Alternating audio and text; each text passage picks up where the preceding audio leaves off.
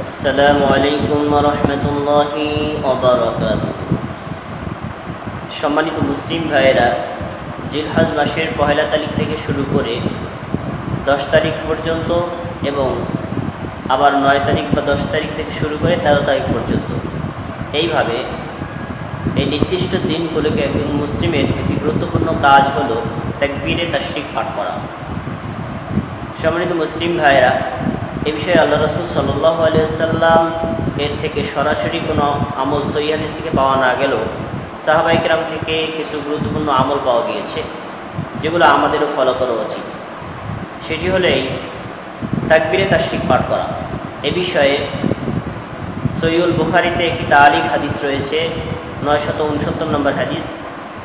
ওয়াকালা ইবনে আব্বাস রাদিয়াল্লাহু তাআলা আনহু, আব্দুল্লাহ ইবনে আব্বাস রাদিয়াল্লাহু তাআলা আনহু বলেন, ওয়াযকুরুল্লাহ ফি আইয়ামি মালুমাত, আল্লাহ সুবহানাহু ওয়া তাআলা বলেছেন, তোমরা নির্দিষ্ট কয়েকটা দিনে আল্লাহর জিকির করো।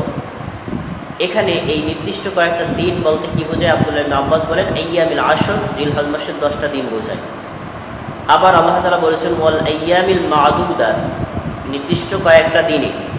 সেই নির্দিষ্ট দিন কথা বলতে কি বোঝা হয়েছে? তিনি বলছেন আইয়ামিল তাশরিক, সেটা দ্বারা উদ্দেশ্য হলো আইয়ামে তাশরিক। আর আইয়ামে আশর হলো জিলহজ মাসের পহেলা তারিখ থেকে 10 তারিখ পর্যন্ত, আর আইয়ামে তাশরিক হলো জিলহজ মাসের 10 তারিখ থেকে শুরু করে 13 তারিখ পর্যন্ত। এই দিনগুলো হলো আইয়ামিল আশর বা আইয়ামিল তাশরিক। এই দিনগুলোতে আমাদের বিশেষ কাজ হলো তাকবীর তাশরিক পাঠ করা। সেটার দুইটা ধরন রয়েছে, একটা হলো নির্দিষ্ট আর একটা হলো অনির্দিষ্ট।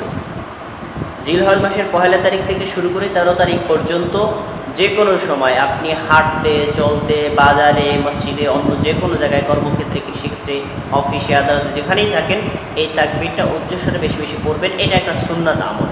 যেমন তার দলিল হলো, ওয়া কানা ওমর রাদিয়াল্লাহু তাআলা ইউকাব্বিরু ফি কুব্বাতিহি বিমিনা, ওমর রাদিয়াল্লাহু তাআলা যখন মিনায় তাঁবুতে অবস্থান করতেন তখন তিনি উচ্চস্বরে তাকবীরগুলো পাঠ করতেন। আর ফায়াসমাউহু আহলুল মসজিদ, মসজিদের লোকেরাও এই তাকবীর শুনতে পেত। ফায়ুকাব্বিরুনা, তারাও তাকবীর পাঠ করত।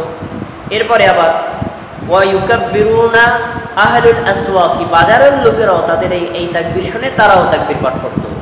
এরপরে হাত্তা তারাতাজ্জা মিনান তাকবীরান, যার ফলে সবাই যেহেতু উচ্চস্বরে তাকবীর পাঠ করত, সেই কারণে মিনা তাকবীরের ধ্বনিতে, আল্লাহর মহানত্বের ধ্বনিতে মুখরিত হয়ে উঠত। এই হাদিস থেকে প্রমাণিত হয় যে আপনার তাকবীরে তাশরিকের দিনগুলোতে বাজারে, মিনায় অথবা অন্য যে কোনো অবস্থান করলে সেই সময় মসজিদে তাকবীর পাঠ করা যায়, এটি প্রমাণিত হলো। এছাড়া সহিহ বুখারীতে তালিক হাদিস রয়েছে, ওয়া কানা ইবনে ওমর রাদিয়াল্লাহু তাআলা ওয়া আবু হুরায়রা রাদিয়াল্লাহু তাআলা ইয়াখরুজুনা ইলাল আসওয়াকি ফি আইয়ামিল আশর ফায়ুকাব্বিরানি। আব্দুল্লাহ ইবনে ওমর রাদিয়াল্লাহু তাআলা এবং আবু হুরায়রা রাদিয়াল্লাহু তাআলা দুজনে এই জিলহজ মাসের 10 তারিখে বাজারে বের হতেন, সেখানে গিয়ে উচ্চস্বরে তাকবীর পাঠ করতেন, যার ফলে ওয়া ইউকাব্বিরুন নাসা বিতাকবীরিহিমা, তারা দুজন উচ্চস্বরে তাকবীর পাঠ করতেন। এটা শুনে বাজারের লোকেরাও উচ্চস্বরে তাকবীর পাঠ করত। তাহলে বোঝা যায় এই তাকবীরে তাশরিকটা বাজারে গিয়েও পড়া যেতে পারে। এই হাদিস থেকে প্রমাণিত হলো যে আবু হুরায়রা রাদিয়াল্লাহু তাআলা, আব্দুল্লাহ ইবনে ওমর রাদিয়াল্লাহু তাআলা আনহু জিলহজ মাসের 10 তারিখের যে কোনো সময় বের হয়ে বাজারে গিয়ে এটা পড়তেন। তাহলে জিলহজ মাসের 10 তারিখে যে কোনো সময়ই এটা পড়া যেতে পারে। সবগুলো হাদিসের আরেকটা গুরুত্বপূর্ণ বিষয় হলো এটা শুধু পুরুষদের জন্য বিধান নয়, মহিলারাও তাকবীর পাঠ করবে। ওয়াকানাত মাইমুনা রাদিয়াল্লাহু তাআলা আনহা তুকাব্বিরু ইয়াওমান নাহরি, আর মাইমুনা রাদিয়াল্লাহু তাআলা আনহা তার অভ্যাস ছিল তিনি কুরবানির দিন তাকবীর পাঠ করতেন। আর ওয়াকুন্নান নিসাউ ইউকাব্বিরনা, আর মহিলারাও তাকবীর পাঠ করত। উম্মে আতিয়া রাদিয়াল্লাহু তাআলা আনহা বলেন, ইউকাব্বিরনা বিতাকবীরিহিম, আর মহিলারাও পুরুষদের সঙ্গে তাকবীর পাঠ করতো ঈদগাহে গিয়ে, সালাতে গিয়ে অথবা অন্য কোনো সময়। এর থেকে প্রমাণিত হয় মহিলারাও ওই তাকবীরগুলো পাঠ করবে। এবার তাকবীর সংক্রান্ত বিষয়ের সারাংশ কথা। সম্মানিত মুসলিম ভাইয়েরা, জিলহজ মাসের কিছু নফল ইবাদত আমাদের জন্য নির্দিষ্ট রয়েছে, তার ভিতরে একটা গুরুত্বপূর্ণ হলো এই তাকবীরগুলো পাঠ করা। এই তাকবীরগুলো পাঠ করার দুইটি ধরন, একটা হলো নির্দিষ্ট আর একটা হলো অনির্দিষ্ট। অর্থাৎ নির্দিষ্ট হলো জিলহজ মাসের 10 তারিখ ফজর থেকে শুরু করে জিলহজ মাসের 13 তারিখ আসর পর্যন্ত এই তাশরিকের দিনগুলোতে প্রত্যেক ফরজ সালাতের পরে নারী পুরুষ সকলেই একবার উচ্চস্বরে পড়বে, আল্লাহু আকবার, আল্লাহু আকবার, লা ইলাহা ইল্লাল্লাহু, আল্লাহু আকবার, আল্লাহু আকবার, ওয়ালিল্লাহিল হামদ। এটা প্রত্যেক ফরজ সালাতের পরে একবার পড়বে জিলহজ মাসের 10 তারিখ থেকে শুরু করে 13 তারিখ আসর পর্যন্ত 4 দিন।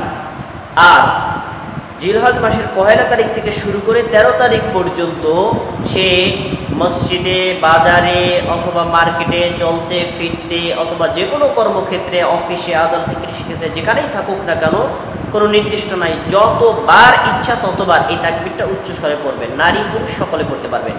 এটা একটা গুরুত্বপূর্ণ সুন্নাত।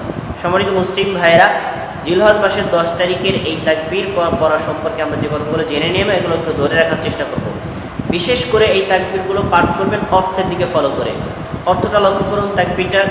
যেমন মুসান্নাফে ইবনে আবি শাইবা বর্ণিত হয়েছে, আন ইব্রাহিম তাইমি থেকে বর্ণিত, কলা তিনি বলেন কানু ইউকাব্বিরুনা বিআরাফা, সাহাবীগণের অভ্যাস ছিল তারা আরাফার দিবসে এই তাকবীরটা পাঠ করতেন। আর ওয়াজিদুহুম মুস্তাকবিলাল কিবরা ফি দুবুরি কুল্লি সালাতিন, তারা প্রত্যেক ফরজ সালাতের পরে আমি দেখতাম তারা পশ্চিম দিকে ফিরে অর্থাৎ কিবলার দিকে ফিরেই এই তাকবীরটা পাঠ করতেন। তাকবীরটা কি? আল্লাহু আকবার, আল্লাহু আকবার, লা ইলাহা ইল্লাল্লাহ, আল্লাহু আকবার, আল্লাহু আকবার, ওয়ালিল্লাহিল হামদ।